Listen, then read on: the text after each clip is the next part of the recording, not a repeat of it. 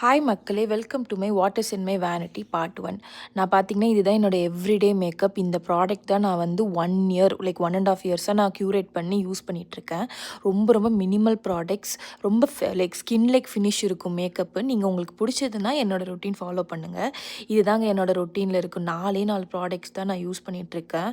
கிட்டத்தட்ட 2 இயர்ஸாக நான் இது தான் யூஸ் பண்ணிகிட்ருக்கேன். அந்த சீரம் மட்டும் அப்பப்போ மாறும். ஃபஸ்ட்டு பார்த்தீங்கன்னா இது டோனர் வந்து எந்த டோனர் வேணாலும் யூஸ் பண்ணிக்கலாம். ரோஸ் வாட்டர்னாலும் யூஸ் பண்ணிக்கலாம்.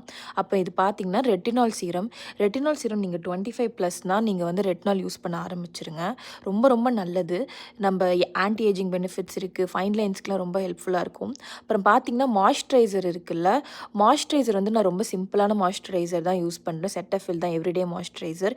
எனக்கு தெரிஞ்சு மேக்கப்புக்கு முன்னாடி போடுற மாய்ஸ்சரைசர் ஒரு நல்ல இந்த மாதிரி இருந்தாலே போதும்னு தோணுது. ரொம்ப எக்ஸ்பென்சிவ் போவேணான்னு தான் தோணுது. நீங்கள் லைக் எவ்ரிடே நீங்கள் மேக்கப் யூஸ் பண்ணுறீங்க, மினிமலாக இருக்கணும்னா ஒரு மேக்கப் ஆர்டிஸ்ட்டு அந்த மாதிரினா நான் இதை ரெக்கமெண்ட் பண்ண மாட்டேன்.